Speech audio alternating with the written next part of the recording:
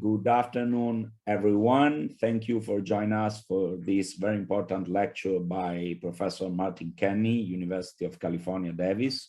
And we as UNIBO IITK International Digital Sociology Research Group are just delighted to have today with us Professor Martin Kenney, who is a distinguished professor at the Department of Human Ecology, Community and Regional Development Program of the University of California, Davis.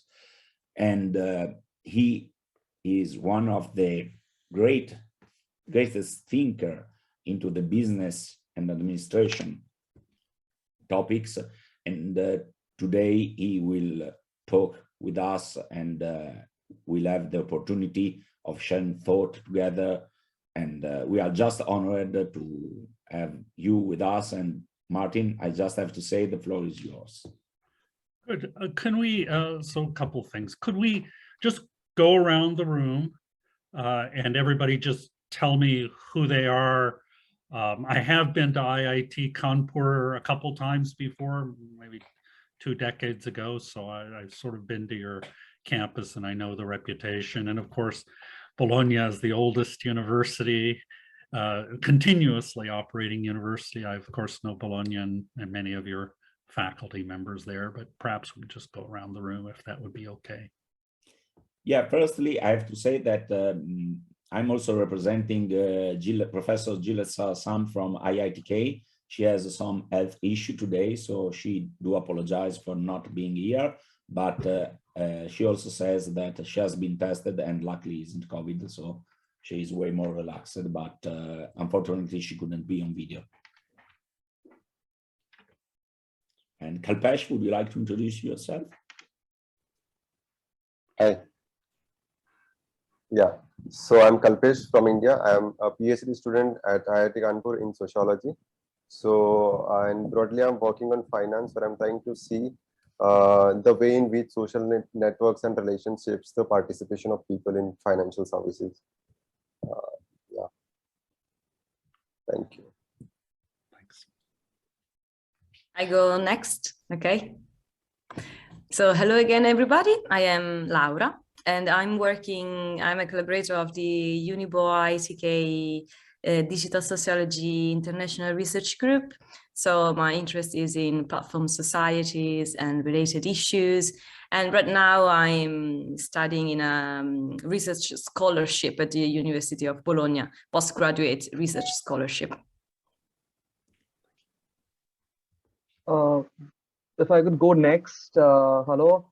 It's great to be here, Professor Kenney, because I actually work in platform societies, and especially how platforms are shaping new markets in the Indian context. I'm a graduate student at IIT Kanpur, and specifically my work looks at that when we think about dependent entrepreneurship, the idea is, okay, these are the big behemoths who are bringing a lot of capital from SoftBank to hedge funds to NASCOM and investment. But what I see is that when they bring these small entrepreneurs, in my case, which are ride-hailing drivers, they're actually bringing a lot of assets from their own savings into the platforms. So I'm seeing this kind of a movement of capital in the platform from the dependent entrepreneur side. And what are the risks and stakes? Yeah. Very good, very good. Hi, everyone.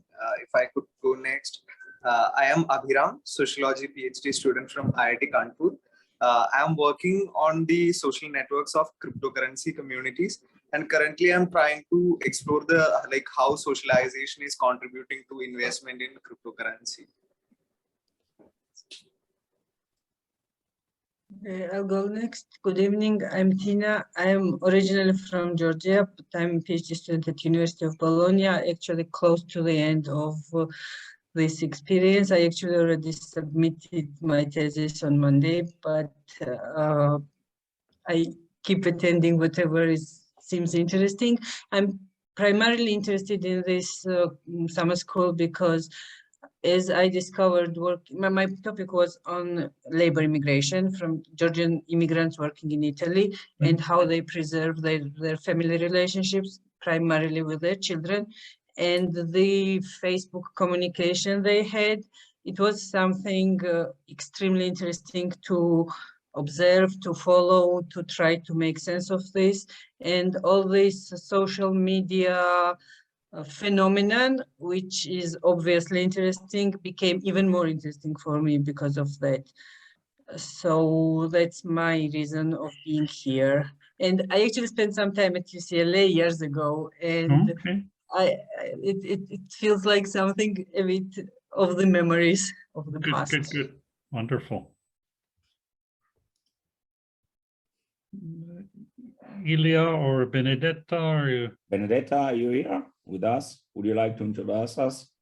Italian students tend to be very shy, especially online, in online platform. Or like we do in our faculty meetings, we put our picture up and go do something more useful. Maybe like Benedetta, I have to say, I will introduce her. Okay.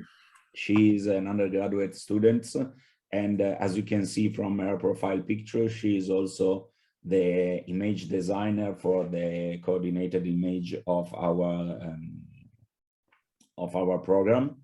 So all the design of the summer school, the conference, the brochure, which you can download from our website, in which also you have one profile picture made with her. She is a very popular digital designer, so we are just honored to have her. And she just texted. Yeah, she has some issue with her microphone. I'm not able to activate my construction working, so don't want to interfere with sure with the presentation in your lecture. And what about Elia? Also has issue with the microphone. Elia is a guest student in our program, so we are delighted of having him here. As far as I'm remembering, we are missing one student from Bologna University, which is Diana Calderon, but probably she will join us during your presentation. So, cool. Martin, whenever you are ready, cool. You can start. And well, thank you for both schools for inviting me to be able to speak. And I'm going to talk about some work. Let me do a share screen here. Let's see if this is going to work. Hopefully it works. Okay, let's see. Yep. Okay, great. So you can all see the screen, correct? Everything's good. Everything is perfect. I switch off my mic. You can never tell, but thankfully. Okay, so the work I'm going to be talking about, it will be platform dependence, which is more the work I've done with Donato Cotolo, who is a Unibo a PhD student in the B school. And but it's set in a context of some work that I've been doing really since about 2014, when I became sort of aware of what was happening in the platform world. I've known Mike Cusimano since we were assistant professors. He worked on Japan, I remember. So, and I've always followed Mike's work, and I became sort of aware of the role of the platforms, also because I've studied Silicon Valley and the venture capital industry for about since the beginning of my career. I mean, one of my first books with Richard Florida was on the venture capital industry, and Rich Florida, as you know, gone on to wonderful things in the area of creative class. So anyway, I became aware of these platforms and their importance to the economy. And you know, I started by 2015 to say, my God, I think these institutions are becoming very powerful, and setting a new tone for society, sort of like, you know, if you want Fordism and Henry Ford, quoting your countryman, Gramsci, Antonio Gramsci. So I started to think, well, what are the implications of these for the economy? And even the platform society, as Josie Van Dyke has written. And John Zeisman and I got together and started to think about what we called the platform economy, which is a term that now you may see pretty frequently, but we sort of coined that in 2015, or perhaps got it from the public media. It's a little hard to say, but anyway. So let's just briefly introduce platforms. Everybody knows them here, so I don't think I need to go into much detail. I wasn't sure who the speakers would be. These, Annabelle Gower, Mike Cusimano, Marshall Van Alstyne, those folks. Digital infrastructures that mediate transactions of goods, services, data, and information. Now, my interest was not in the old platforms like Microsoft and Intel. My interest was in the online platforms. So from here on out, I'm going to be speaking about online platforms, not gaming platforms, not any of that other stuff. They have different dynamics than online platforms. And I mean, there's similarities that we'll discuss, network effects, et cetera, but online platforms are different from these other ones. And the argument that I developed with John Zeisman is that these have become key organizing institutions for contemporary capitalism. I use the word capitalism here. If you believe China is capitalist, that's okay. If you believe it's socialist, then we could call it the contemporary economy. But I'll use capitalism. I won't discuss China too much unless you want to discuss China, and then we can do that. And feel free to interrupt me anywhere as we get going here. But the argument is they structure economic, social, and political interaction. And I think we all agree with that now.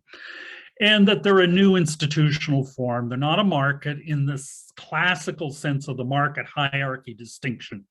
They're not a hierarchy in the classical sense of the Chandlerian firm hierarchy, right? Employees, et cetera. And they're not networks in the Woody Powell sort of, network, everybody interconnected. Because as we know, the platforms they interconnect people, but they all connect people through the central platform itself, right? So anyway, and so with some work with Daphne Beerson, who's now doing her PhD at the Harvard Business School, we went through all of the service sectors, the North American Industrial Codes, NAICS codes, SICs, but we use NAICS, but SIC is another one, the Standard Industrial Codes. And we found that 70% of US service sectors had platforms either directly or indirectly intermediating that sector. Now, it doesn't mean it intermediated the whole sector, et cetera, but we found platforms that were significant. Now, what's significant, but we found them in 70% of all US service sectors, and that's a pretty big number. Now, we didn't do a time series. What we should have done, but we didn't have time because Daphne was going off to the Harvard Business School. We didn't have time to look at, a time series and what happens to a service sector when a platform enters. But anyway, okay. And we argue that they're transformational, the impact of value creation, competition, power relationships. So we're talking about inter-firm power relations or labor capital relationships, opinion formation, and institutional structures. Right, they're actually starting to affect the way institutions are organized. So that's sort of our general introduction to sort of how I came to platform dependence in my interactions with Donato. Okay, we all know this, right? Platforms on this side, of course, you have a cross-sided platform effect. We all know this. A multi-sided, this is YouTube, shall we say? Creators, viewers, ad buyers, multi-sided platform. And we have, of course, same side. LinkedIn as same side, and of course, for the recruiters, it has cross-side network effects. So we all know about these network effects. We know about the issue of connectivity and what happens when you connect people, the ability to scale, enormous scaling, and the fact that the platforms provide a number of boundary resources so that you or I can get on the platform. And I put some of the basic citations in there. I think the very important point about digital, but also in particular platforms, but all digital things, is generativity. The ability to use these software data objects to create yet new services.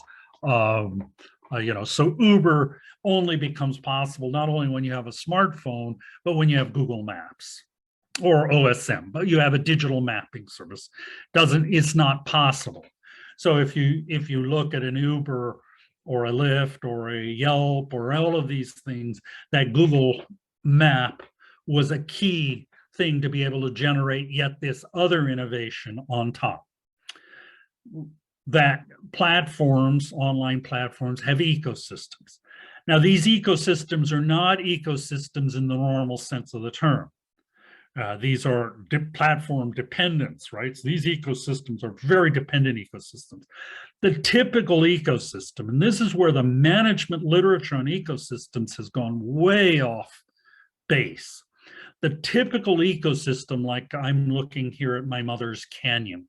Canyon is a place with a lot of greenery and animals and insects, and in an ecosystem, there's no power relationship. A lion is not more powerful than an ant or a dung beetle or a tree. I mean, these are symbiotic relationships. There's no power relationship. The lion cannot say, oh, I would like to be a dung beetle too, and then take over the dung beetle activity, right? Well, why am I saying this? Because Google can take over, or Apple in the iOS can take over an application, which is part of the ecosystem, and put it in the operating system, and then that application no longer has value. It did that with the flashlight application, right? That's not an ecosystem in that way, but we'll just call it an ecosystem for now because the management literature calls it that. We have to remember these are not ecosystems in the way that, Silicon Valley has venture capitalists, lawyers, accountants, all are to help startups. The venture capitalist doesn't say, oh, I'm now going to become a lawyer and take over the lawyer function. No, they interact, they're symbiotic. So we have to remember these ecosystems are very unusual, and management literature doesn't really help us with that. These are characterized by lock-ins. This is really important, that when a platform service is successful, it often locks in and has the winner-take-all effects, right? So today, if you want an operating system for your smartphone, there is an open source one, but it doesn't have much market share. There's iOS or Android. If you do search in most of the world, ex-China, ex-Russia, Google has, probably in Italy, Google has 90% market share. Right? It's a lock-in and it's a winner-take-all. And it's kind of hard to leave, right? So lock-ins characterize these, which means once you've got that market, it's very hard for someone else to break in and unlock it, right? And that's why incumbency is so powerful. So lock-ins characterize these marketplaces, right? That makes it hard also if you're an entrepreneur on Google. If you're an Uber driver, you can go to Lyft, but you can't go anywhere else. There's nothing else left, right? So you get locked in, right? And these are long tail markets very often. What does that mean? That means, like, if you go to YouTube, you can get a video on almost anything. If you go to Amazon, right, you can buy almost anything you want, right? That helps the lock-in, right? Because you're looking for books, and I try not to buy from Amazon. It's difficult. It's a pain in the butt. It's usually more expensive and hard to find something else. I use thrift books. I use all these others, but it's hard to not use Amazon because it has everything. It's right there, and it has many different price points. Okay. So these are sort of the drivers of platform economics that look different from most other economic activities. Now, not all economic activities. These are a bit of an infrastructure, and in that sense, they maybe resemble to some way the phone, the telephone, the old wire phone, or even the wireless phone. But I'm thinking here of the wired monopoly, Telecom Italy, or the mail system, or the electric system. So these are systems, like Tom Hughes talked about, but they've got some unique properties because they're digital. They're a little bit different from other systems. Okay, this is all just warming us up to get what I wanted, which is the talk about platform dependence. So what are the realities here? If you're on the platform is the panopticon, right? Jeremy Bentham, Foucault, right, all talked about the panopticon. This is a digital panopticon. On the other side, of course, there's no transparency for platform-dependent businesses. There's very little transparency for you as a customer. So it's this wonderful world where the panopticon can see everything, and all of these sides, the ecosystem, right? Again, remember, ecosystem is this fuzzy, equal kind of thing. What we actually see is very unequal. These are not ecosystems in any normal sense of the term. Everybody else on all the sides can only see what the platform shows them. You can get a little more information if you search around the web on, let's say, Amazon, but really you can only see what the platform shows you, right? Which means, if I give you a map of the world where I show you the only path, you're likely to take that path, right? So this transparency on one side and non-transparency for everyone else creates information asymmetry and a power asymmetry, which allows, for example, the appropriation of the entrepreneur's business. This happens.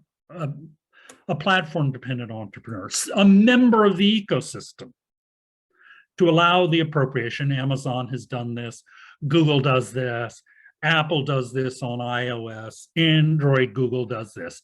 They all do this, right? Appropriate the entrepreneur's business. Now remember, again, ecosystem. The lion deciding, the dung beetle's got a good business, so I'll become a dung beetle. I'll do the dung beetle business too. I'll be the lion, but I also want to be the dung beetle. And guess what? That is a great business, being a hippopotamus. I'll be a hippopotamus too. You can get the silliness of the ecosystem when we think about that wonderful word, ecosystem. Anyway, the platform owner can appropriate the business, can compete with the business. They control all inputs, and they can change the terms and conditions of participation like that. Just change the algorithm or change the written contract, right? Remember, all of you, when you buy your Apple, when you, or Android, you use the Android, you fire up your smartphone, you check off terms and conditions.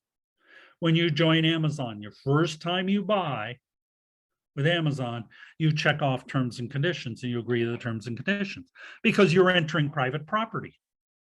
You're on private property. You're not on public property. If you go out in the streets of Bologna and start singing, unless you're really bothering people, nothing will happen. I'll let you sing. If you really bother people, the police will arrest you and take you to court. And there, I assume, I don't know the Italian system, but there's a judge there who will say, according to the rules of Italy and Bologna, blah, blah, blah, you can't sing like this anymore.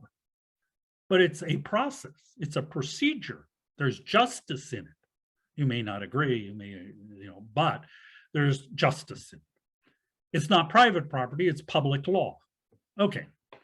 So, it changed terms and conditions. That means how much to charge for the use of the platform. So you want to sell on Amazon. Want to sell on Etsy? How much should you pay? It's totally at the discretion of the platform. Totally, completely at the discretion of the platform. You have no say in it. Your only say is to walk off the private property, right? Again, think about a marketplace in downtown Bologna, the farmer's market.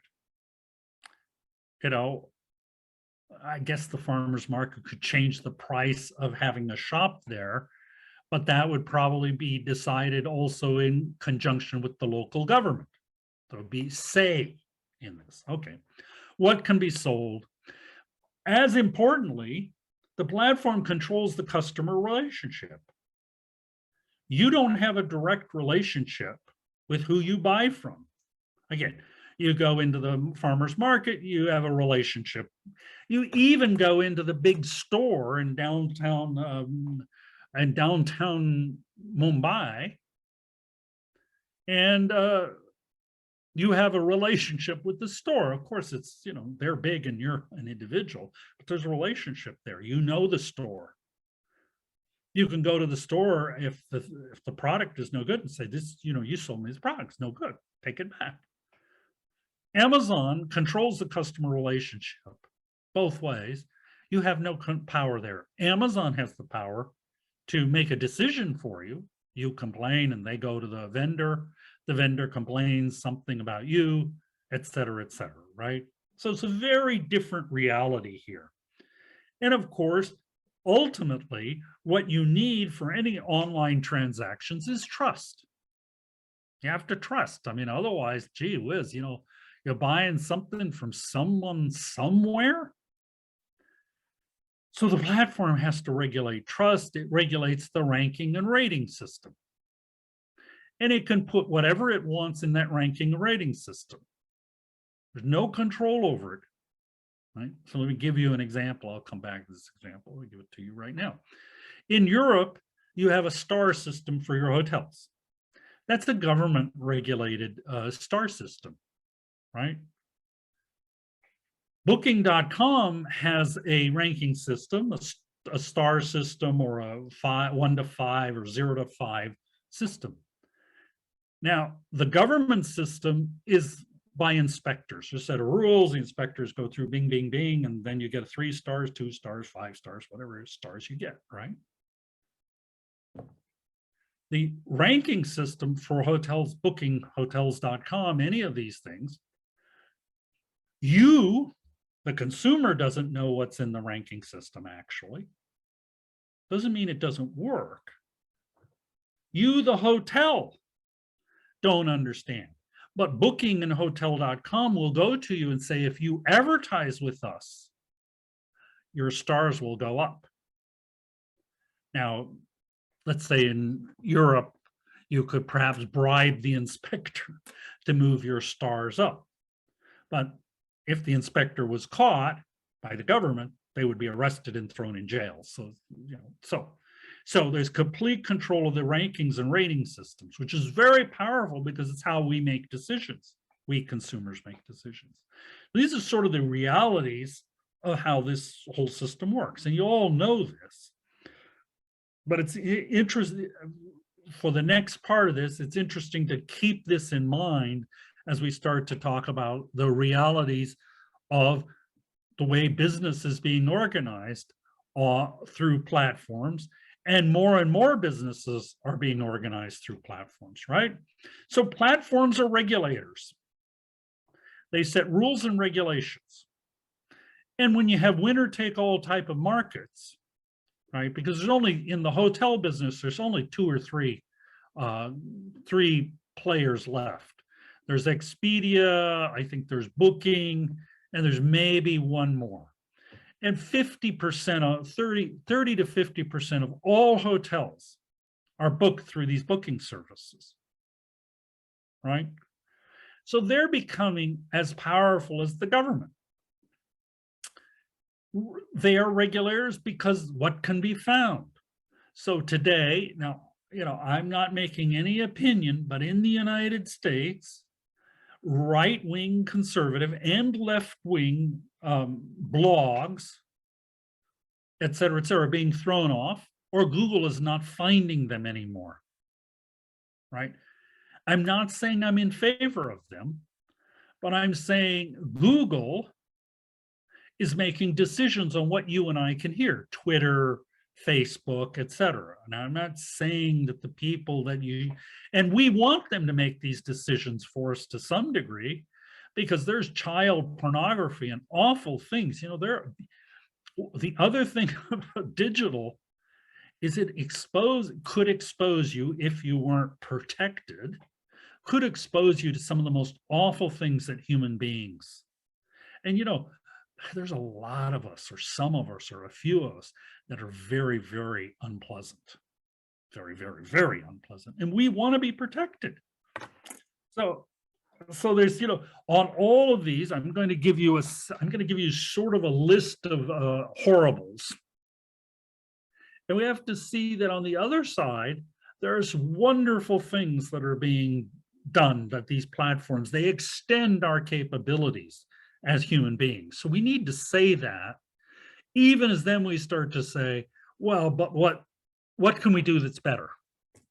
Okay, what can be found? Google decides what can be found, right? What can be said? How and what businesses can be conducted?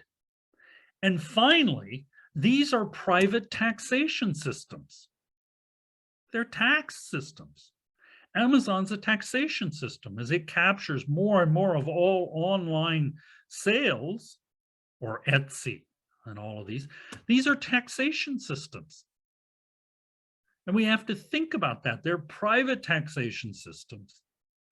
And, you know, I'm going to give you an opinion here. I know many of my colleagues, like John Zeisman, doesn't agree with this.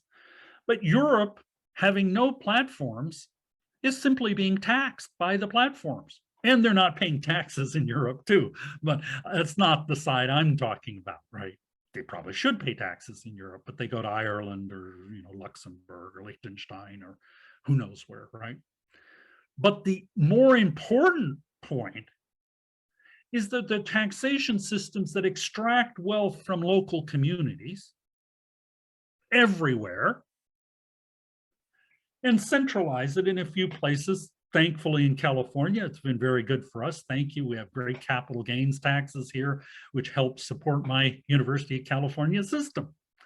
However, it doesn't support the University of Bologna.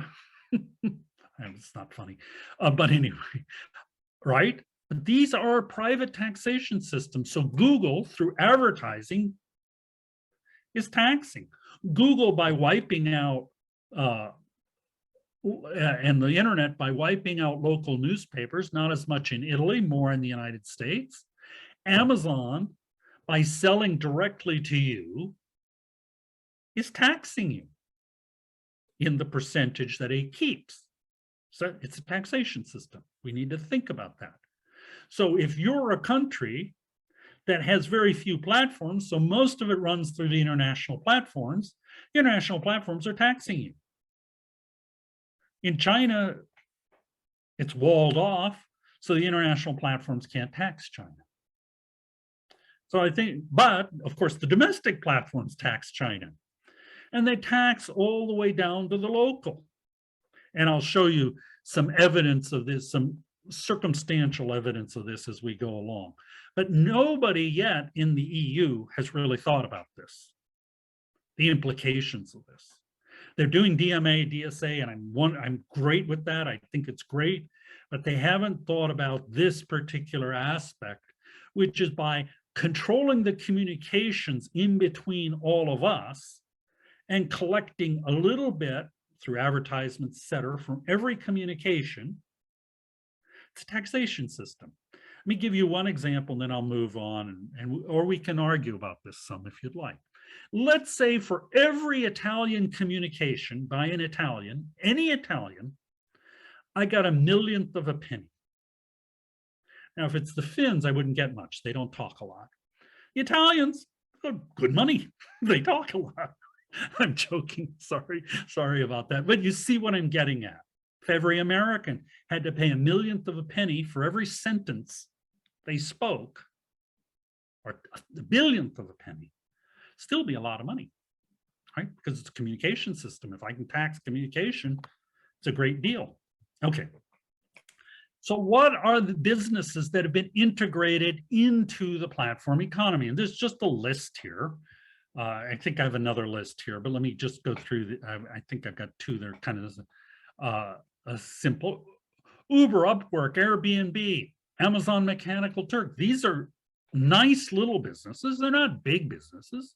I mean, really big compared to Google and Apple and all that, but they're nice businesses. Does a business exist if it cannot be found on Google search? If your restaurant cannot be found on Google search, does it exist? Well, maybe if it's an old person like me who doesn't just look at my phone all the time, but if it's my students, they're not in Google Maps and Yelp, that restaurant doesn't exist. They could be standing right in front of a sushi restaurant talking to each other, and we should get some sushi. Look on there. Oh, there's one down the block. Even though they're right in front of a sushi restaurant, they wouldn't even see it. But again, I'm being hyperbolic here. But I think the point is well made. Can a plumber survive if not found on Google Local? There's a thing called Google Local. If people, 70% of Americans, when they need a plumber, they no longer ask their friend, oh, gee, or, your friend down, the guy next door to you. Do you know a great plumber? And that's the way I used to do it. I still do it that way. But 70% of all local services, plumbing, air conditioning, carpentry, all that stuff is done through Google. You search on Google. 50% of all buying of things starts at Amazon. In books, it's probably 80%. Right? What does that mean? Right? Well, that starts to mean all the other ways that we used to find things, both free ways. I ask my friend who's a good plumber, or I look at what we had, the yellow pages. We'd look in the back of the phone book. You look in the back and you go, oh, plumber, I need a plumber. Let's look here in the yellow pages. The yellow pages are gone. Or you want to buy a car. It used to be you went to the newspaper and you looked, gone. Right? Where do the businesses have to be? They have to be on a platform. They have to pay to be on a platform. Okay.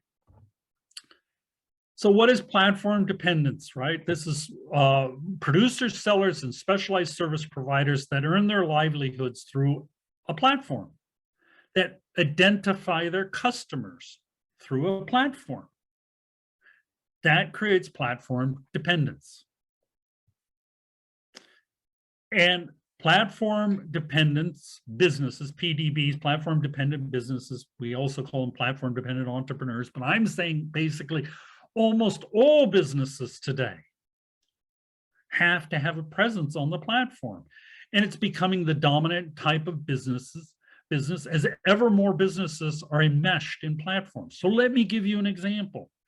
In the old days, I used to live at the beach in San Diego, and we would have to move every year. We'd move, things, and I would ride my bike around and there'd be little signs for rent.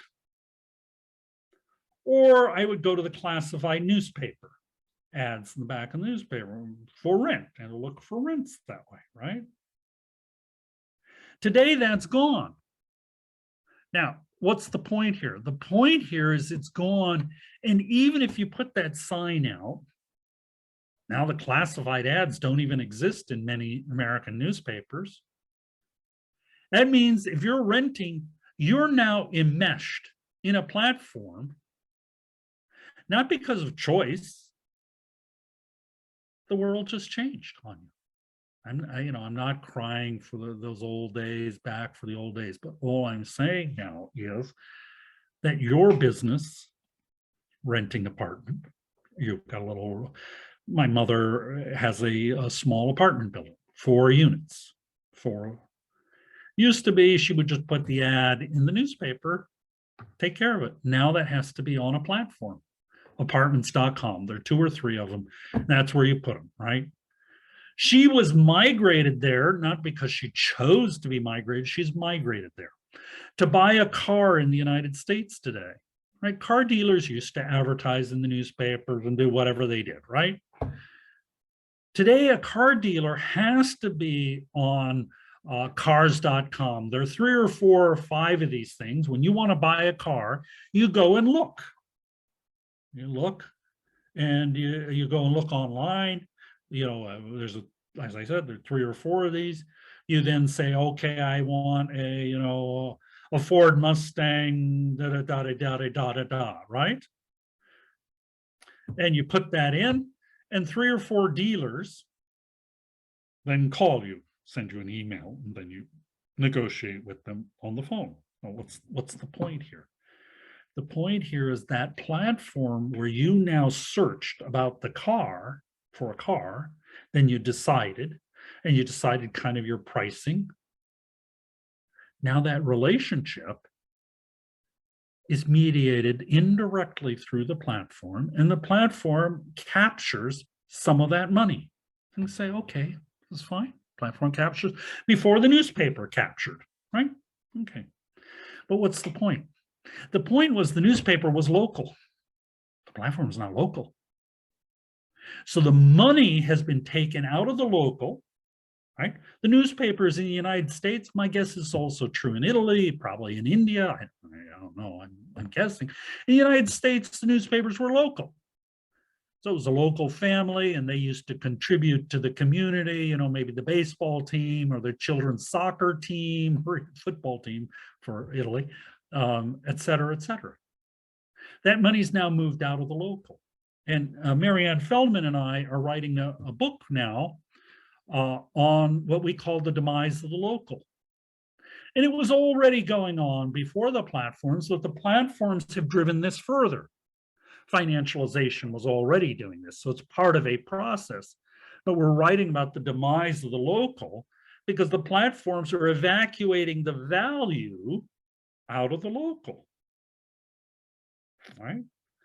Is that a problem? I don't know. I live locally. Maybe you don't live locally. I don't know how you live if you don't live locally, but maybe you don't, right?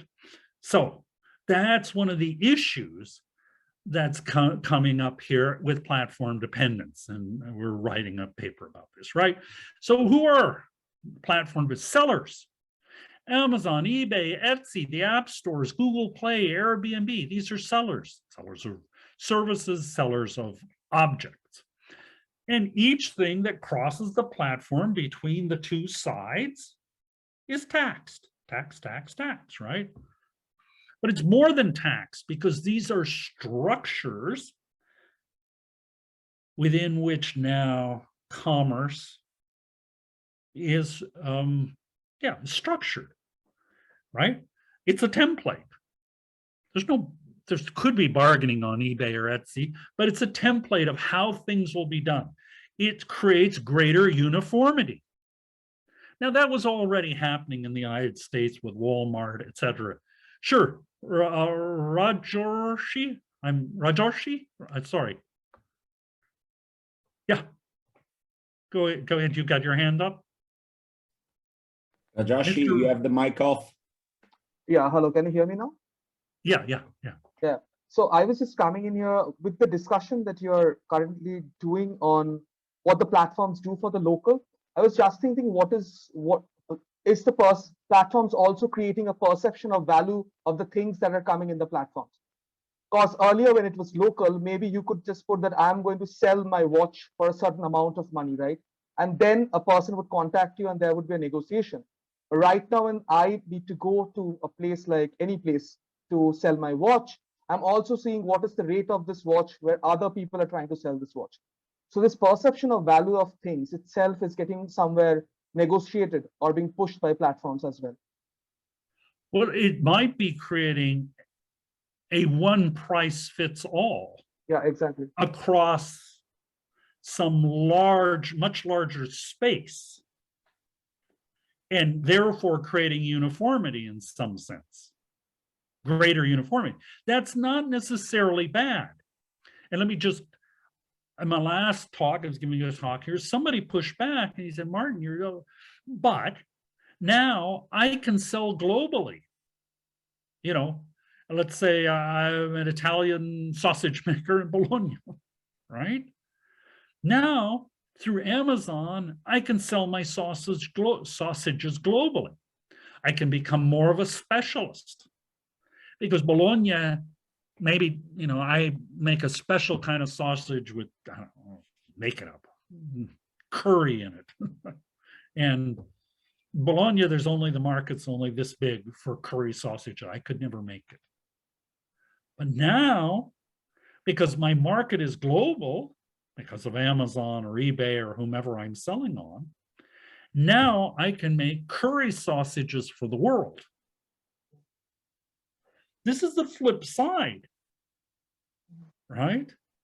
So again, I think we always, you know, it's like all of these things, they have sort of a, I don't know, yin and yang, I don't know if it's the right term, but they have merits and demerits to, you know, and so the opposite side of this is now I can make curry sausages for the world and sell them from Bologna. So positive and negative here, but I will be taxed. Regardless, I will be taxed. Okay. Dependent on search and maps. I did a search recently because I was giving a talk at the Sacramento Food Co-op. We have a co-op, you know, you have co-ops. I know in Italy, lots of them, and in India, I'm sure you have co-ops too. But what was interesting? So I searched for Sacramento Food Co-op. That's cooperative. That's the title, right, of the organization. So I searched. I found Sacramento Food Cooperative, but above it, I found a Whole Foods ad. Whole Foods is Amazon's kind of organic food, right? Amazon had paid for an ad to try to take that business from the Sacramento Food Co-op. Now, what's interesting here? The flip side of this, if the food cooperative wants to stop Whole Foods, it has to buy that ad. So, it will organic search Sacramento Food Co-op, ad up above. We pay money to buy, when you search on Sacramento Food Cooperative, I have to pay money to get there at the top of the list. So my customer doesn't get stolen. That's interesting. That's a very subtle way of taxing the local. Which means Sacramento Food Cooperative now has to have an ad budget. Now, maybe they had a little bit of an ad budget for the Sacramento Bee. They didn't, but maybe they did. But now they really have to be careful because they have to respond. Try, if you search, let's say, for your favorite Bologna or Mumbai restaurant, I can't speak for India. I don't know much about India as I do for Italy, so I apologize for that. I'm looking for my favorite Italian restaurant in Bologna. I want the map. Now, you know, maybe it's Il Postino. Il Postino now has to decide on the map, do they put an advertising on there, or does Il Postono, making it up, get to put an ad right in above them? And now you may go to Il Postono instead of the one you thought you were going, Il Postino. Very clever, huh?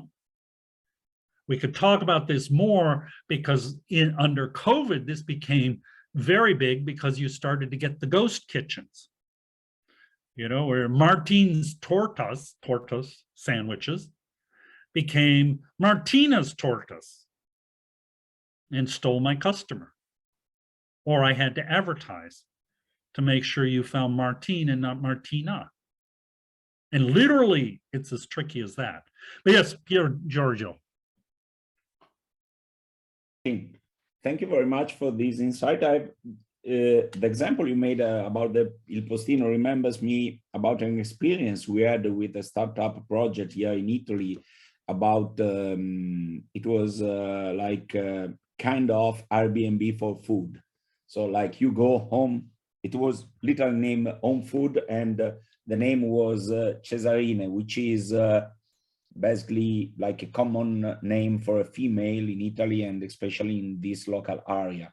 But when we went for registering it as a brand, we had an advice from Caesar Palace that was too similar to their name. So basically the whole idea collapsed because a giant, like let's say a platform on the global market, literally took off all the oxygen from the idea also. So it's always, let's say, I think that mostly the role of the game is in advantage of big player than small player in general. Right. And of course, we know that. But here, it's a little bit more tricky, because here, another local player could go after me, right? And you'll see that if you search on Google Maps for something. You'll see advertisements. You'll see on the side advertisements of competitors, right? Now, that happened already in what the yellow pages and newspapers and things like that. But here, all of that was local in those days. All of this now is global. I mean, that's what Google is, it's global. Okay. So anyway, I don't want to go on, but all creators, YouTube, Instagram, bloggers, these are all platform dependent businesses. Labor providers, Uber, Lyft, etc. Right? These aren't that big, but they are important enough in certain sectors, right? So what I'm saying is there's this huge world, millions, tens of millions of firms, some of which started because of Amazon and used Amazon to grow big, Casper's mattresses in the United States, etc. So they are platform-born firms, but even firms that were before the platforms are being forced onto the platforms because they are the communication system of the world today. So that's the only point I'm trying to make here, and that they're global. We have this thing in the United States, it's called Nextdoor. It's where local people in neighborhoods, they have little neighborhoods, communicate with each other all across this Nextdoor platform. It's a company out of the Bay Area. And then they have local advertisers will advertise, usually local, sometimes people who want to reach the local will advertise on here. Now, I don't care about, etc. But that is a national platform that is now granularly local and taxing the local and removing that value out of the local and centralizing it at the national. And I don't know if it's global Nextdoor or maybe not in Italy. Anyway, my only point is that these are rewiring the flows of value and value creation and capture. And they're rewiring it as a massive suction to a few places in the earth. And thank God, Davis is in the Bay Area, very close. And it's been great for us. But for the rest of the world, it may not be so good that all the value is vacuumed as all these businesses become platform dependent. It's sort of the big vision here. Okay, here's something called Google Guaranteed. Let me explain this business. I don't think they have it in Italy. They do have it, I think, now in Germany. Some German friends told me. Okay, so what I did is I searched for plumbers near me. And where was I then? I think I was in Boston, and I just did this. I haven't redone it. It's the Boston area. Okay, so now you have the map here. You have organic search down here, which is paid. Then you have organic search down the bottom, which is not paid, right? And then you have the Google Maps with some plumbing. I'm pointing to it as if I was in a classroom. I'm sorry. We're back in the classroom physically, right? So here's on the map some plumbers, right? This one has given information to Google. So you could click on there and you get pictures and all sorts of information. So they've created value, created content, unpaid content, okay? Here are the Google ads up here. So these are paid, right?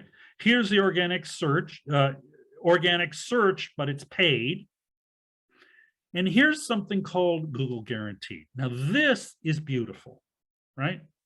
So what Google Guaranteed is these companies here pay Google for people coming to use Google, to them through Google. They pay a fee per lead. It's lead generation, right? So what's the deal here? The deal is really, really great. Google guarantees that whatever you have done by them up to $2,000 will be, any work you have done is guaranteed up to $2,000. What does that mean? I come in, I have you fix the toilet, you screw it up. Google will come in up to $2,000 and cover it. So I complain to Google, right? The other thing, these firms, these are registered. They have to give the name of every employee to Google. Google does an inspection, a video inspection by somebody out of India, for our IIT friends, who looks at the truck and the warehouse through the smartphone. So they take it around. Somebody in India is evaluating them, right? Has got a script and is evaluating them for what they're doing. Okay. Guaranteed for $2,000. Would you use, if you don't know a plumber, this is in the Boston area, would you use Google Guaranteed, or would you use these guys down here, or would you use these organic searches down here? Which would you use? Anybody give me an answer? Which would you use? $2,000 guarantee of the work, or some of these others with no guarantee? Nobody has any idea? Of course, the one with the guarantee. Yeah, guarantee, yeah. Yeah, of course you'd use the guarantee. Yeah. Of course you would, right? So now Google gets the money from these guys who got the top billing up here. They got the top billing. Now, let's say there's a problem. You call up Google, again, somebody probably in India, a contractor, probably, not a Google employee for sure. And you say, a Winter's Home Services screwed up my toilet. And it cost me $500 and it doesn't work. What does Google Guarantee do next? I mean, you're PhD students, you're smart people. What does Google do next? You're Google. What do you do next? Control. What? Control what happened. Yeah, control what happened. You got, the toilet isn't working, right? I paid $500. I'm the customer. $500, the fucking toilet doesn't work. Subcontract the work. Is that what you'd do? Subcontract the work? What would you do? And rate the guarantee like you're not so guaranteed. I would go to Winter's Home Services as Google, and I would say, we'll pay this $500, but you're going to drop off Google Guaranteed. We're going to screw you and you'll never be on Google again, or you go fix that goddamn toilet. If you're Winter's Home Services, what are you going to do? You're going to go fix that goddamn toilet. Yes, of course. Well, how much did that cost Google? $500? Nothing. Nothing. Well, it cost them the cost of an Indian or somebody somewhere in the world at a call center handling this in 20 minutes. How much is that? I don't know. We've got some Indian friends here. How much would I pay for 20 minutes of a call center, a good call center in Hyderabad?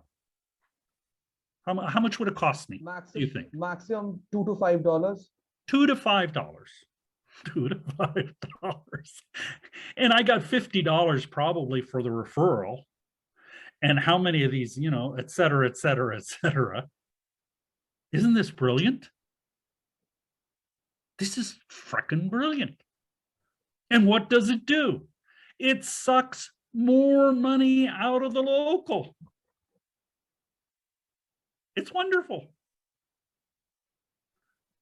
From a capitalist perspective.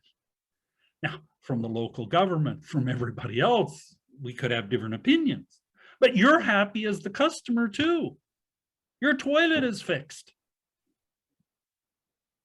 See how, now next time you use Google Guaranteed and you'll tell your friends, man, you're dumb if you use anything else. You use Google Guaranteed. Anyway, you know how I found out about this? I had a student in my class, Israeli guy, who operated a garage door repair operation. And he explained this all to me. I thought, my God, is this brilliant? This is wonderful from a capitalist perspective. Anyway, but this is the power of being a platform, and this is the weakness of being a platform-dependent business. These guys get the business. That's good. But if they screw up or if the customer pushes back, they get the business too from Google. That's a pun on the word get the business, right? So this is the nature of a world where these are becoming private regulators. Who would you trust? A government certified plumber? You know, and Google makes sure you have all of your certifications, right, to do this. Of course they do. But who would you trust? The local government to certify these plumbers? The Italian government? The German government? Or trust Google? Google's got more power over these folks, which is really, what is the state about? The state is about power, right? That's what governments are about, power. That's, you know, right? We know this. This is political science 101. Okay, so let me move along here. So the platform, so why, oh yes, Pier Giorgio, sorry. Yeah, sorry for interrupting you, Martin, No, but no. Just staying on your topic, like who has more power, nation state or Google? I mean, this is part of definitely a process of neoliberalism, getting private corporation have way more power than nation state. And I'm just thinking about, you know, local municipality rely on Google Maps for public transportation system. That's by some extent is, you know, it's kind of crazy. Sorry, I shouldn't laugh. No, yeah, I mean, of course it's funny. It's not funny, but it's like, but wait, now you say neoliberalism, but this is the same thing that's happening in China. China's not a neoliberal state. You can call it all sorts of things, but it's not a neoliberal state. That's why the crackdown over the last year in China has been so interesting, because the state there believes in itself and has decided the platforms are too powerful. That's why the crackdown. That's why they're telling the platforms, you can't do to local businesses what you've been doing. They've actually said that to them. Now, have they really cracked down? I don't know. But in China, if Xi and the Communist Party says you shouldn't be doing something and you better change your ways, you might think about it. You might think very seriously about what they're saying to you. But that's the point. The point is, in some sense, that this is inherent in the technology itself and the logic of where it's going. Now, in the United States, probably more so than Europe, it's gone even further. but I use China as the juxtaposition to show that there's something seems to be also inherent in this digital technologies that allow things like this to go on. And that's not just, and each country that has its platforms, its own indigenous platforms, has a little bit of difference. Now, places that don't have platforms, like the Europeans don't have any platforms outside of Spotify, they regulate. They're going to try to regulate DMA, DSAs. So, but yeah, but I mean, countries that do have their own indigenous platforms are in a different situation, like the Russians now, who are kicking all the Americans out because of, this problem in the Ukraine. So for the Europeans, this is very interesting. We're writing a paper, John Zeisman, I, and another fellow, John Chaffee, about comparing different countries and their ability to manage the platforms. India is an interesting case study for our Indian friends, because you do have some domestic platforms. They're trying, one of my friends, Sanjay Jain, who's here, is telling me about how India is trying to create open source platform for small businesses that would be not controlled by Amazon or Walmart. Walmart bought whatever that company was. I'm forgetting it. Right. So India also has some possibilities to build indigenous platforms that at least keep the wealth localized. Yes, Rajarshi, I'm mispronouncing your name, sorry. No, that's a perfect pronunciation. Professor Kenney, just want to add to that. When you think about this, when you say indigenous platforms, right, I also see that there is a very tough fight that's going on between the global capital and the domestic capital here in India. Because right now, the regime that we have is particularly supportive of these two huge industrial groups that are there. So these industrial groups are trying to bring in their own indigenous platforms and trying to give us the name of them.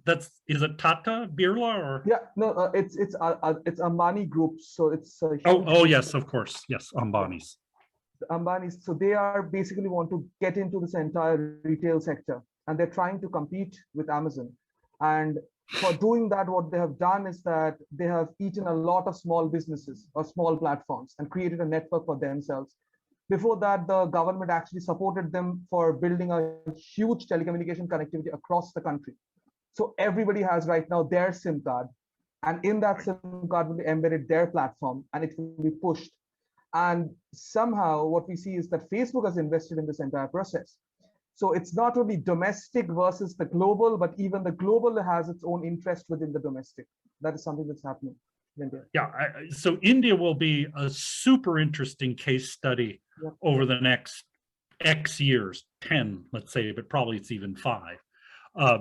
As a democratic government, but a big economy, a very big economy, and very particularities of the way the state interacts with its own capital and with its multinationals, with the multinationals from outside. Yeah, so India is going to be super interesting. I don't understand much about it, but it's sort of between China and the United States, which is, this free market global capital, China, which is completely, not completely, but almost completely walled off. And India is in this place where I don't think it yet has made a decision, but it knows that it doesn't want multinational capital to run the whole place. At least that's my very crude 100,000-foot view of India. I don't know much about it. Just to add to what you're saying, I think it's also about the type of politics that is dominant right now. It is a lot of ethnic nationalistic values in it. So whenever they push for ethnic businesses, by ethnic, it doesn't mean small. It means that has grown in India. So the domestic capital becomes very much conglomerated with the ethnic nationality, and it's presented as an alternative also. So that is also something it's pushed in that sense. So in that sense, it might be a little bit right wing, and some of it might be a little nasty. So anyway, so what we have is different countries interacting with this larger system in different ways, given the character of the country, size of the market, et cetera, right? And so we have in India, we have weak Indian platforms, but government support that's going to strengthen them. In China, we have government support, but now government is worried about the platforms, all indigenous. Russia, we have a mix, but they're starting to push them out. They never let them acquire anything in Russia. Whereas India at some time was letting the multinationals acquire things, which was that was their decision. I don't talk about other countries' decisions. Not sure it was the best decision. The Europeans basically allowed the Americans to acquire everything. So basically Skype was a European platform, acquired. In Italy, Germany, France, Amazon acquired all of the local players. Google acquired, et cetera, et cetera. So the Europeans were open up, come in, and then we'll try to regulate you. And now that's DMA, DSA. We won't have the businesses outside of Spotify. We won't have the businesses, but we'll be a regulatory superpower. So Europe will have a lot of power as being a regulator. The money they won't have, but they'll be able to make rules. So versus I think the other countries are sort of thinking about the rules and the money. So everybody thinks differently. In the United States, no rules, but keep the money. Again, this very crude, broad brush, sarcastic in some way, but I think there's some truth in it. Okay, so they provide resources, they access to customers, right? That Italian curry sausage maker in Bologna now has access to the world. This is a tremendous benefit, right? There's a resource. It's easy for that individual to enter. They create their own website on Amazon and they start to sell sausages. They could do this in half an hour. And then they could even have Amazon deliver for them. Easy. So they could begin part-time. They can have their shop there in Bologna selling their sausages. And in the back, they could be packing curry sausages to send to the world. Again, I'm being silly here, but this is the truth, really. They give you APIs. They give you templates. They give you advice. They give you training, how to sell to the world. 40% of all Amazon products in the United States come from China. 40% of all sales on Amazon are Chinese products. It's not bad, but that means the Chinese can sell to the world. So can the Bologna sausage shop. And free, and of course, some of the resources are free and others are paid for, not too much. You don't have to pay too much. There's legitimacy. People start to order the sausage, the curry sausages from Bologna, and they go, oh my God, this is wonderful. They give it a 5 stars.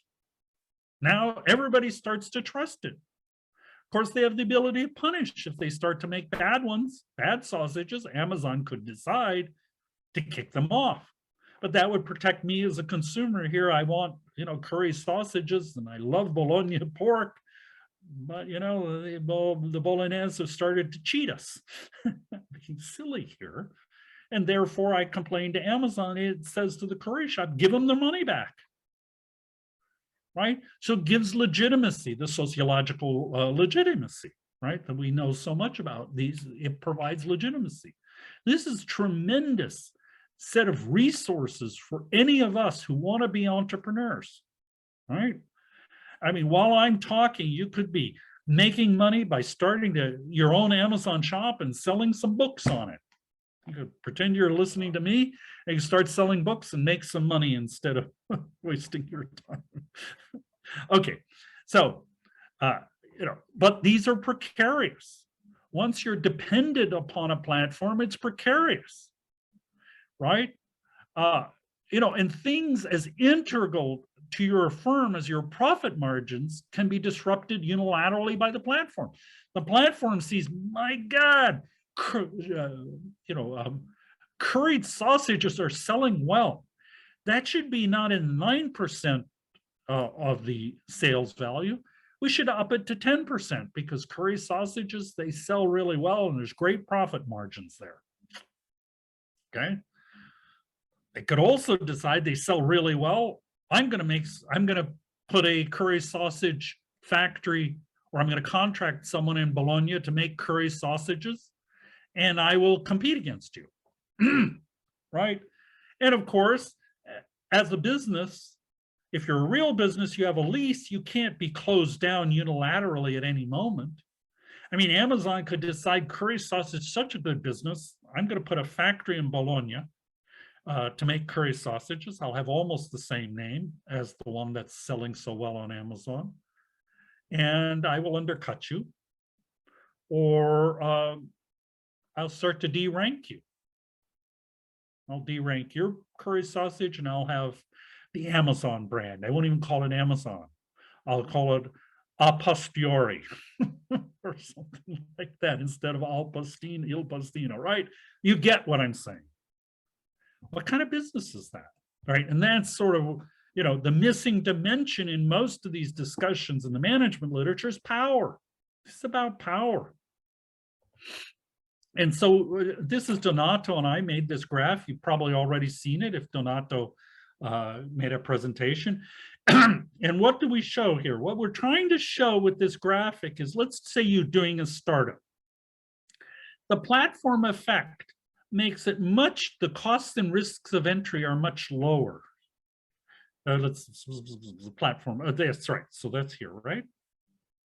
You don't have to buy a shop. You don't have to do anything. You just start listing curry sausages, right? So at the startup period, it's cheaper to get in. The growth period, that starts to change. And then the risks as you develop a real business start to go up, right? Whereas on a normal firm, you become established, your costs and risks go down, right? People start coming to your shop, they know you, et cetera, the business is now started, right? So the risks to your business go down.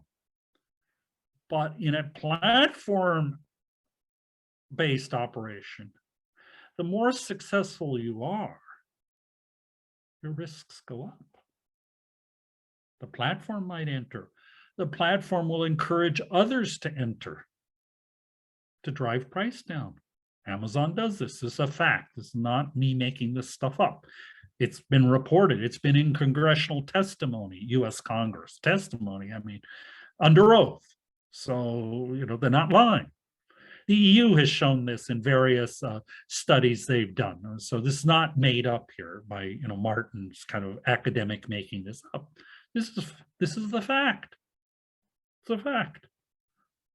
That's not necessarily bad, but it's a fact. You have to decide whether it's bad or not, right? Okay, I'm going to bring this home because I've been talking a long time. So how do you respond? So how would you respond if you're a platform here? If you're a platform-dependent entrepreneur, right?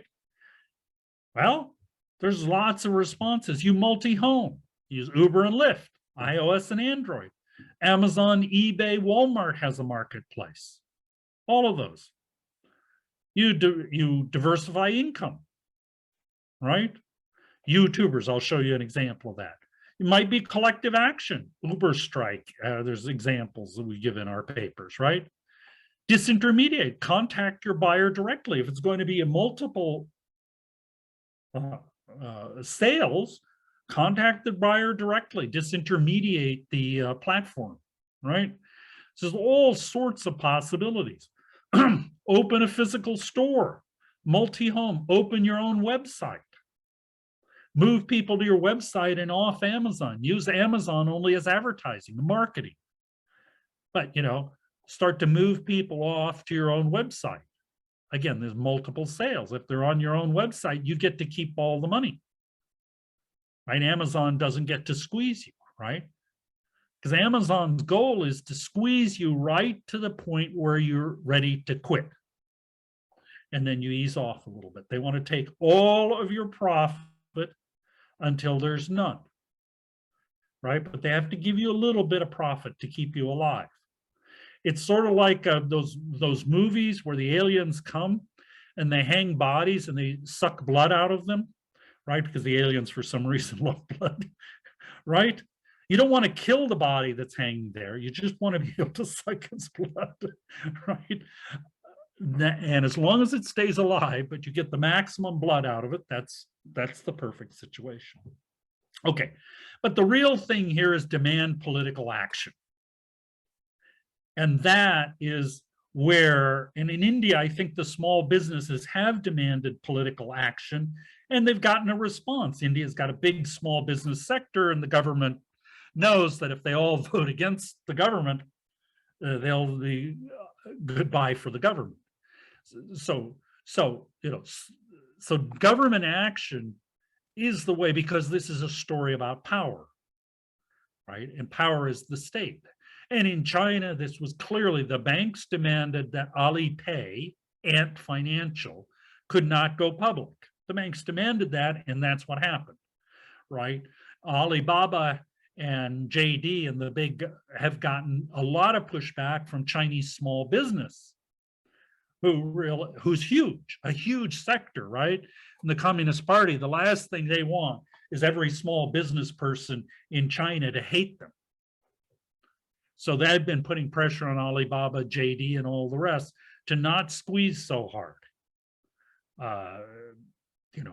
So in a country like Italy, one could easily imagine, because you're a country also of many small businesses, retail, etc., pushing back together collectively, or the cooperatives too, against the platforms and making the government respond to other powers. I mean, it's a possibility. You could say, well, we don't need to do it. We're happy the way we are, and that's okay. It's not my call. But what we're seeing is around the world, small businesses are pushing back because they're being destroyed. So here's a YouTuber, right? So here's the diversification. Here's the diversification, right? So the advertising income was the original, right? Sorry. Advertising income was the original down here. And then YouTubers who are successful start to build other businesses around it. And we've got a paper with Donato and Andy Hargadon very soon coming out to think about the other sectors that start to build and help the platform-dependent entrepreneur in their struggle against the platform, right? Because it's a struggle about value. It's a struggle about who captures the value. The YouTuber creates the value. The platform connects people. The platform also serves data, so it creates value that way. But the true value of all of this is the platform-dependent entrepreneur. And so how can they capture the value? And what we're arguing is a whole set, another ecosystem has grown up around the YouTuber, the Amazon seller, the et cetera, right? All of these platform-dependent entrepreneurs to try to help them capture the value. And in some cases, this will be part of a struggle against the platform. Let me give you one example and then move on. In the United States, we have sort of we have Airbnb and we have VRBO. Used to be vacation rental by owner, right? And you can list your platforms, multi-home, on both. Now there's a whole set of software providers that will provide you with software. So when you create a listing, it can put it on VRBO and Airbnb at the same time. And when you get a reservation, it then puts it in your calendar, right? This is a service that helps you, multi-home, and therefore weaken the power of Airbnb, which was the giant, against you. So if Airbnb starts to screw you too badly, you just move your rentals over to VRBO or a new platform that might come in and give you a better deal. So here, you know, we have another ecosystem, and we're writing this paper right now. We've got a draft and we just submitted it to a conference to start to think about how we're getting more and more complex marketplaces because it's all digital. Once it's all digital, it becomes back to generativity.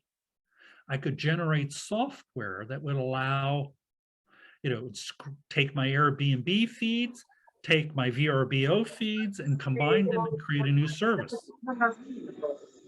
Does somebody have a question or just some back noise? No, okay, just the mic. Okay, good, good. So we're almost at the end. Possible government actions, break up the platform firms. The EU is starting to think about that. And in a sense, it's good because the EU doesn't have any indigenous platforms. So they're not going to be as biased as the Americans, the Chinese, the Indians, the Russians, whomever, right? So they might actually be the regulators for the world, and that's their hope. And it's possible, certainly possible. Regulate terms and conditions, right? All those rules, governments can say these are not legal, the rules, and therefore make the relationship, this power relationship between the platform and the platform-dependent entrepreneurs is the platform. And this is a teeter-totter, right? The little thing you played on as a kid, right? The platform has got you up here and your little legs are dangling. I don't know if you ever had that when you were a kid, right? If people picked on you, like me, they picked on me, I was skinny, so little, right? And I would be up there, well, you know, my parents would come along and say, no, no, you got to do it like this, right? So terms and conditions, right? Governments can do that, and hopefully they will do that. And collective agreements, you could think about a situation where they're collective agreements. Or, you know, like in Germany, they have those, you know, the labor union management committees. You could think about platform-dependent entrepreneurs and the platform and maybe a few government officials to kind of make sure that the teeter-totter isn't so unfair. Okay, so online platforms are the dominant firms of our age. I think that's true.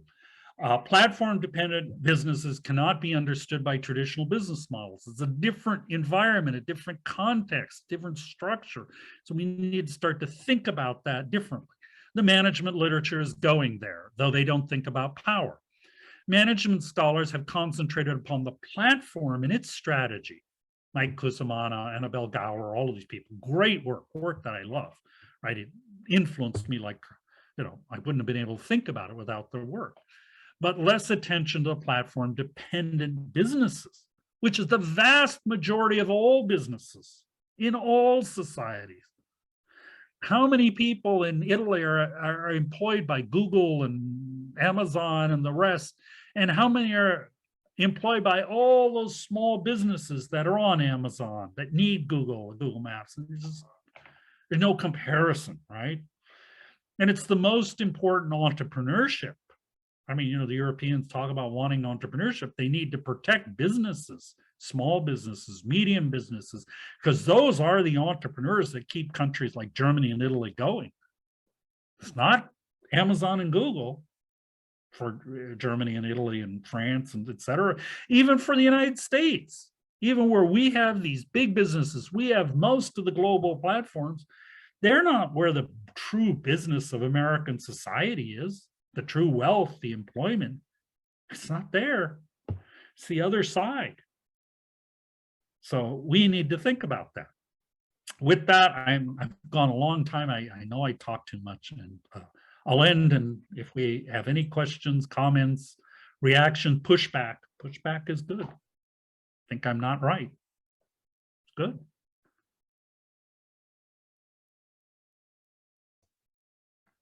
Okay. Thank you very much, Martin, for your thought-provoking presentation and a lot of ideas and connection dots jumped in my mind. I have a, let's say, twofold question.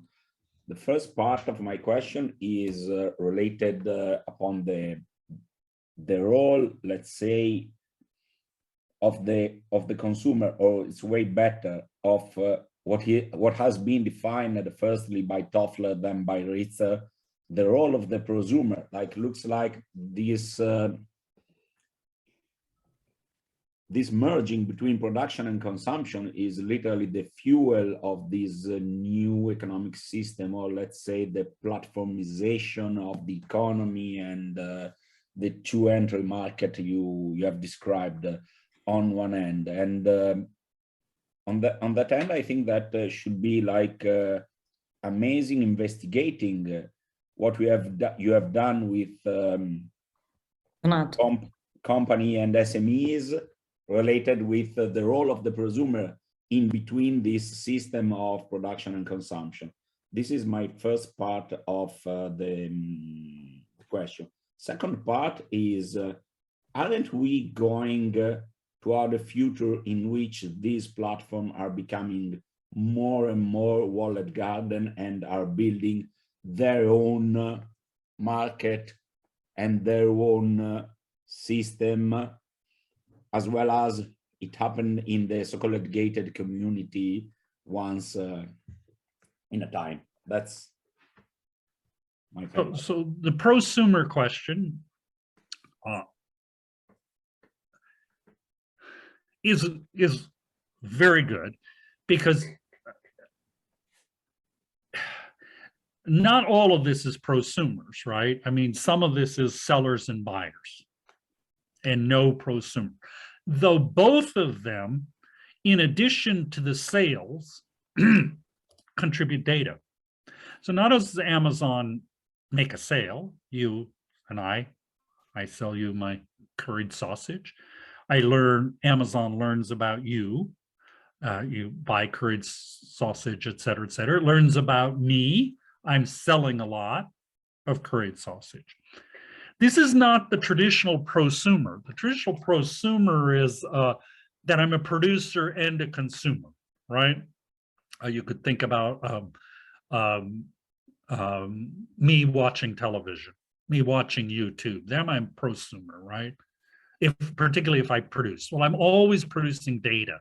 So in a sense, I'm always a producer, even if I'm a seller. But the prosumer thing is a little bit more towards the YouTube and a little bit away from, let's say, Amazon sellers.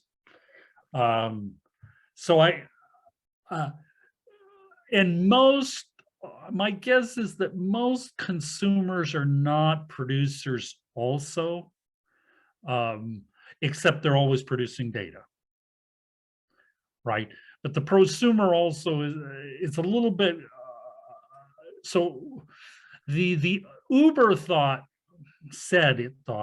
you could be a driver, we could drive, and simultaneously we could get rides. We could be both sides of the platform, right? We'd be on both sides. Most are not on both sides, but so the prosumer argument, and Tizano Terranova wrote a wonderful piece on this, is certainly right, but I'm not sure how far I would take it. But I definitely use the term, so I'm nothing against it, but I don't think it explains everything that's going on here. That's just what I mean. Walled gardens. They would love to have a walled garden. Of course, I'd love to have a walled garden, right? If you're an Apple user, you're basically in a walled garden. If you're an Android user, you're kind of in a walled garden, right? That's sort of at the operating system level. Airbnb would love to have everybody in the walled garden. But, you know, there is an opportunity for VRBO to come in, Booking.com versus Expedia. So ideally, you would love a walled garden. Practically depends if you can get to a walled garden. What you can get, though, is an oligopolistic market, which is what we have across all of these. We either have a walled garden, a monopoly, shall we say, where you do everything inside, and that's sort of the Apple model. I call Apple the biggest, little kingdom that ever existed, because it's a kingdom. And inside it, people just do they use Apple everything. Apple gives you search, Apple gives you maps, et cetera, et cetera. So Apple definitely has the walled garden strategy. The rest of them, they would love to have it, but I'm not sure they have it completely. You could say Google's pretty close. Amazon, pretty close, probably also. They offer fulfillment by Amazon. They have their own warehouses, their own drivers, so they can. Ideally, of course, what you'd like to do is control that consumer as much as you can and keep them in your sort of realm. So yes, walled garden, they would love to have them. Apple probably has one. The rest of them, maybe not so much, but yeah, that could be debated. Sure, Laura. Thank you very much indeed. Hello, yes. Thank you really for the contribution. It was really thought-provoking. And I was wondering, not wondering, but I thought about the important ingredient of being Amazon and the digital platforms for business, long-tail markets, which also means that there is a value issue and an identity issue on that. For example, if you step in a library shop, okay, you want to buy a book and you see exposed a book, or they have a book on, I don't know, supporting Nazism or fascism, maybe you wouldn't step back there anymore because you do not share certain opinions, points of view, or even just the idea of selling something of that kind. But this is invisible when you are in the digital space of let's say Amazon, for example. And that, I think that's really an issue as far as the consumer, I don't know, meaning on buying is. I mean, like, I am buying what I need and that's it.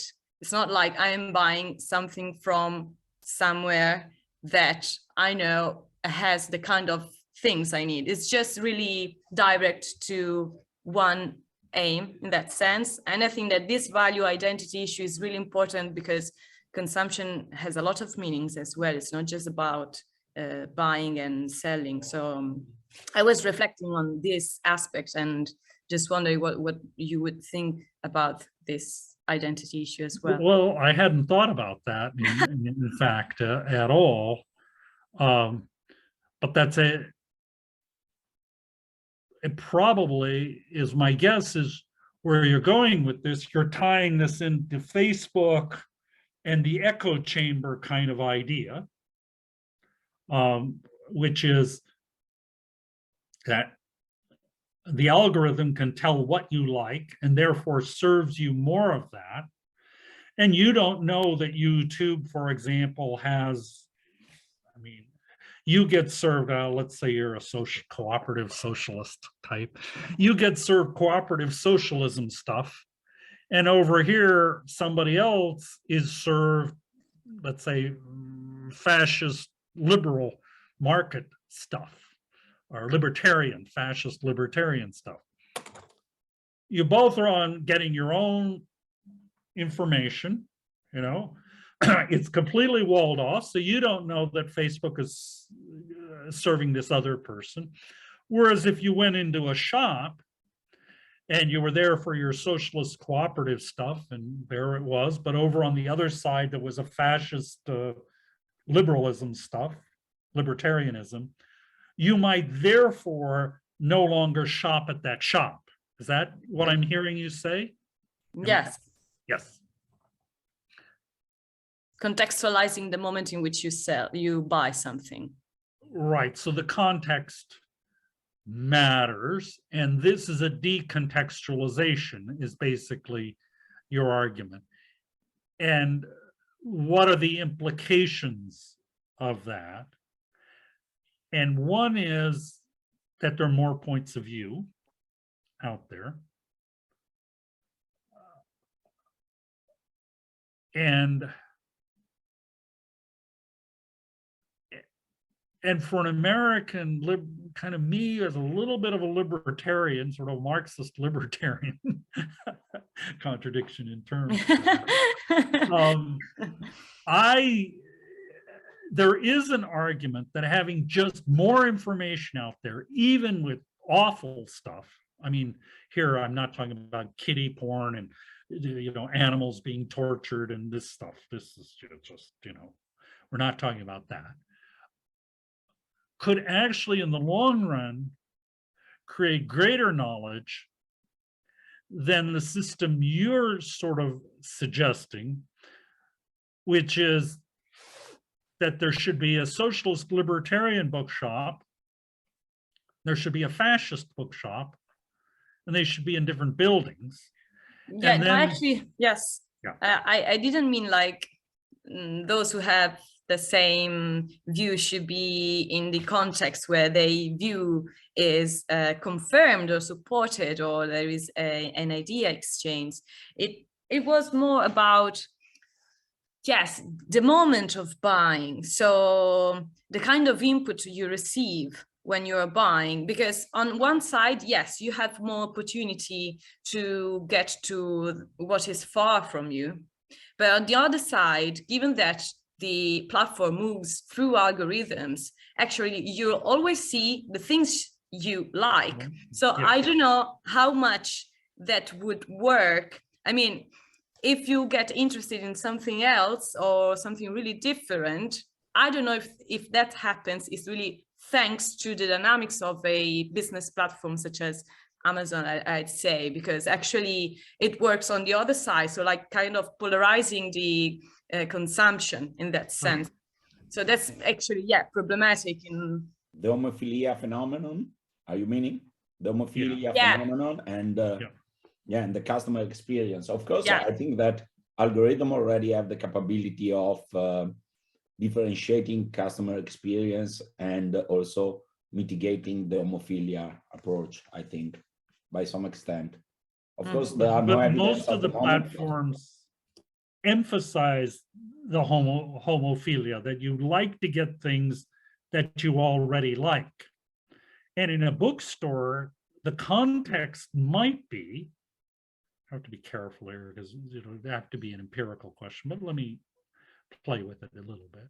You might see, as you go to your socialist cooperative part of the shelf, on the other side, you might see something from the libertarians and you might pick it up.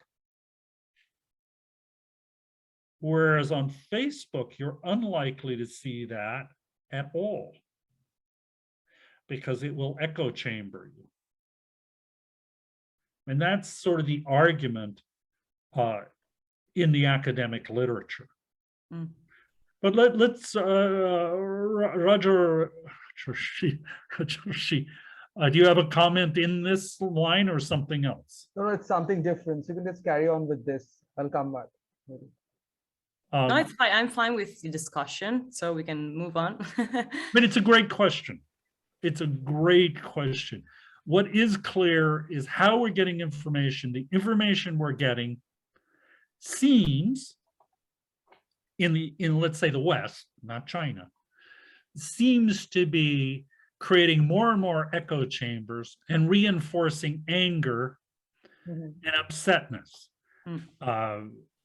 That's sort of what the literature says. I think it's probably right, that academic literature, and therefore we're seeing less and less of the other side because we get fed stuff that, you know, stuff we like. And the tendency is to feed us more. If you like this, I'm gonna give you more, right? Which then puts you on a mono diet. Whereas previously, you know, I'm thinking here, maybe, I'm thinking maybe Italy. You might have, I'm making this up. You might have a right-wing demonstration on the plaza day one, and the next day you have a socialist demonstration on the plaza. Hopefully they don't get together and fight, but and therefore you're walking through the plaza and you kind of get both if you're walking through every day. Yeah. Possibly, right? Possibly, yeah. I don't know, right? Yes, Roger. Yeah, I was just so I was going ahead and just talking about the platform economy literature that out there, and because I've been working with platforms, specifically ride-hailing apps and food delivery apps in India. One thing that I find in the literature, and it's a bit contradictory because still now I think scholars have not made their mind around.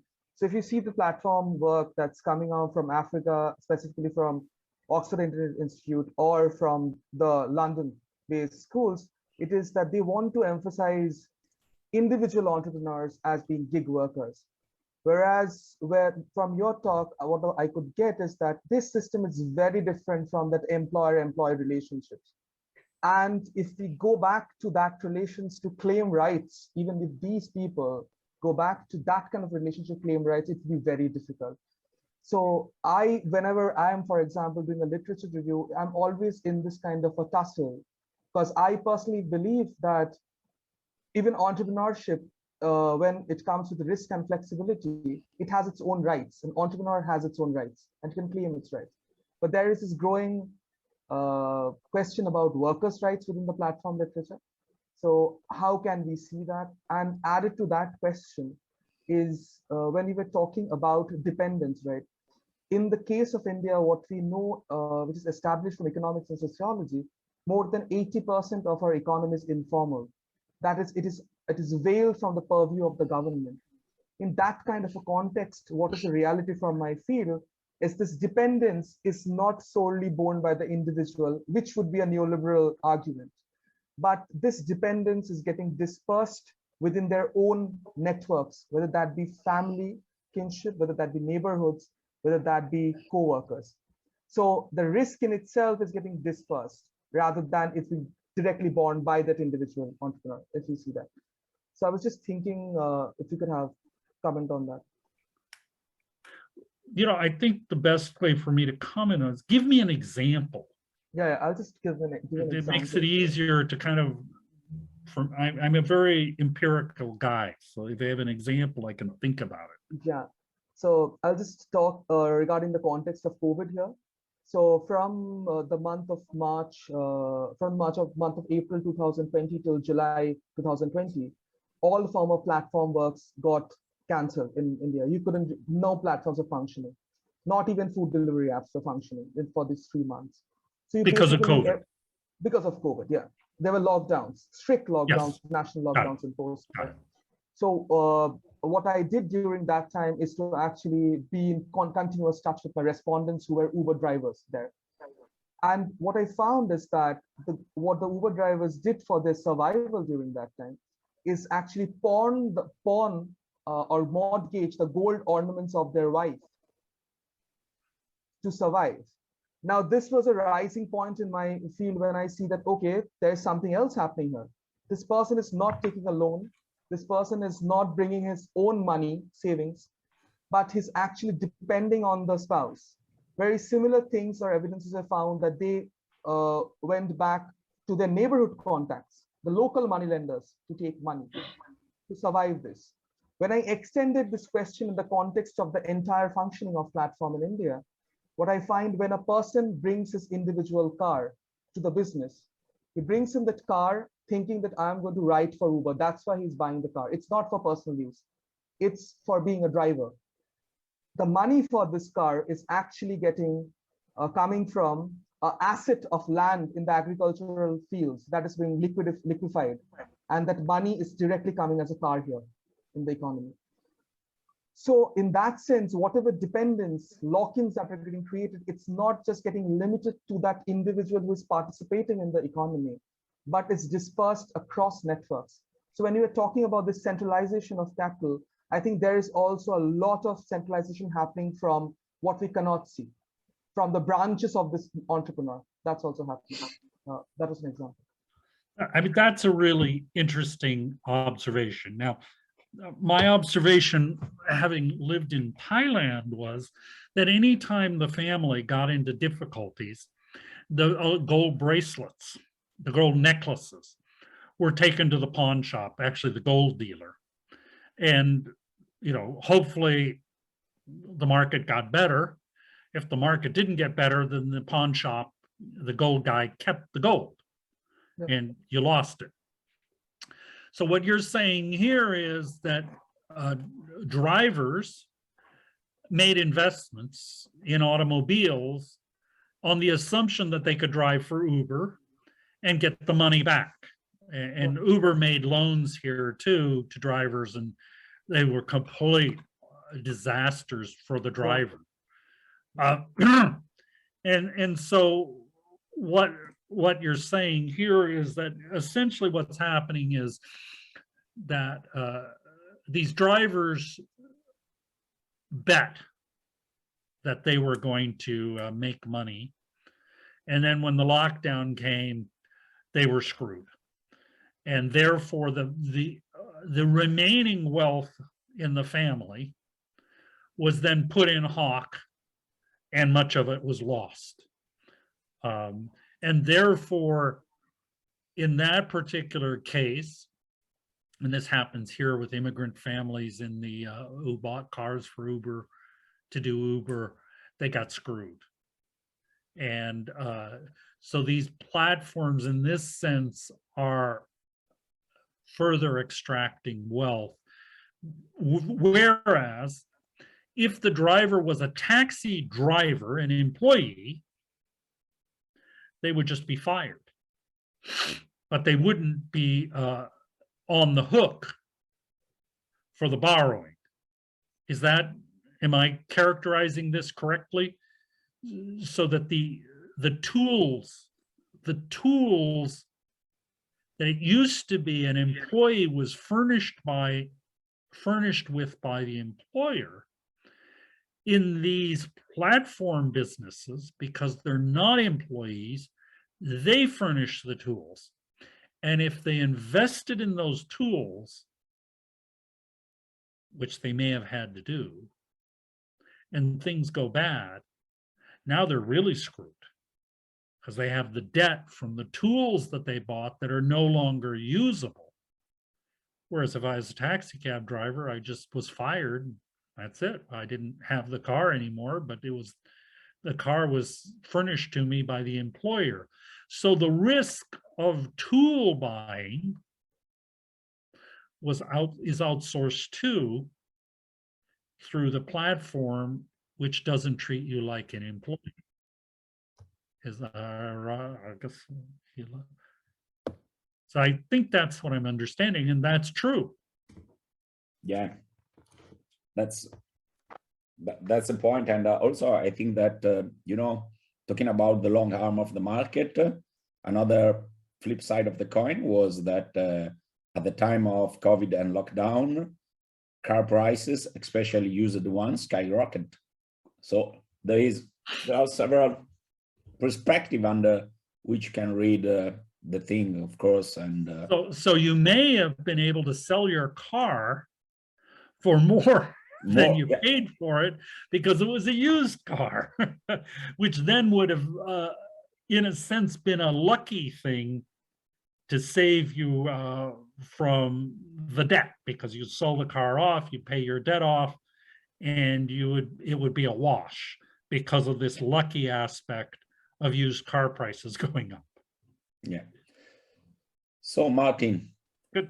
We reached our time, and I have to express my great appreciation for your fantastic and thought-provoking presentation. Really wish to thank you from my end and from Gilles RSM, so for Uniboy and IITK. And we really hope and wish you will join us other times with our international digital sociology group, and eventually for any other activity. And the only thing I can say is we couldn't wait to host here in Bologna, physically speaking. I would love to come. That's it. And this is a great way to end our day of activity. I thank you all attending this event. And so see you next time. Thank Thanks you a very lot. much, Martin. See you. Thank you a lot. Thank Have a you good all. day. for, Have a good day. Really. Bye-bye. Bye. bye. Thank you.